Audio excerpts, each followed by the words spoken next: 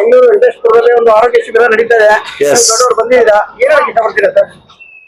Sir ಇಲ್ಲಿ ನಮ್ ತಮ್ಮ ಮಾಡ್ತಾ ಇದ್ದಾರೆ. ಇವರು ನನಗೆ ಒಂದು 10 ವರ್ಷ ಅಂತ ಗೊತ್ತಿದೆ, ಪರಿಚಯ ಇದೆ.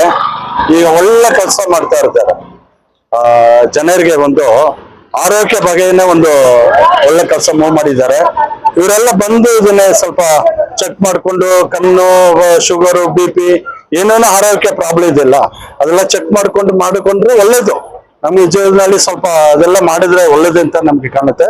ನಾನು ಬಂದು ಚೆಕ್ ಮಾಡಿದೆ, ಕೊಟ್ಟಿದ್ದಾರೆ. ಆರೋಗ್ಯದ ಚೆನ್ನಾಗಿ ಚೆಕ್ ಮಾಡ್ತೀವಿ, ಎಲ್ಲ ಕ್ಲೀನ್ ಆಗಿ ಮಾಡ್ಕೊಡ್ತಾರೆ, ಏನ್ ತೊಂದರೆ ಇಲ್ಲ. 10 ನಿಮಿಷ ಅಷ್ಟೇ ಮಾಡ್ಕೊಟ್ಬಿಡ್ತಾರೆ. ಸರ್ ಅವ್ರಿಗೆ ಏಜ್ ಕಡಿಮೆ ಇದೆ, ಯಂಗ್ಸ್ಟರ್ ಆಗಿದ್ದಾರೆ ಅವರು. ಯಾವ್ದಾದ್ರು ಒಂದು ಪಾರ್ಟಿಗಳು ಬಂದ್ರೆ ಒಂದು ಕಾಂಟ್ಯಾಕ್ಟ್ ಆಗೋ ಮೂವ್ಮೆಂಟ್ ಇದೆ ಸರ್. ಇಲ್ಲಿ ವೆಂಕಟೇಶ್ವರದಲ್ಲಿ ಎಲ್ಲ ಇವರಿಗೆ ಸಪೋರ್ಟ್ ಮಾಡೋಕೆ ಜನ ಇದ್ದಾರೆ.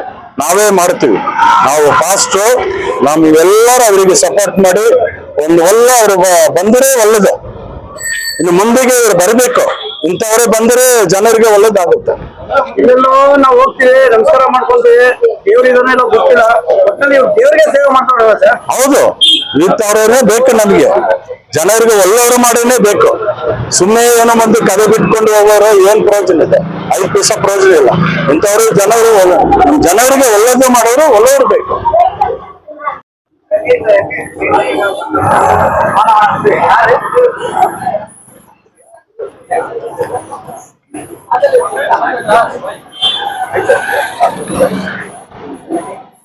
Thank you.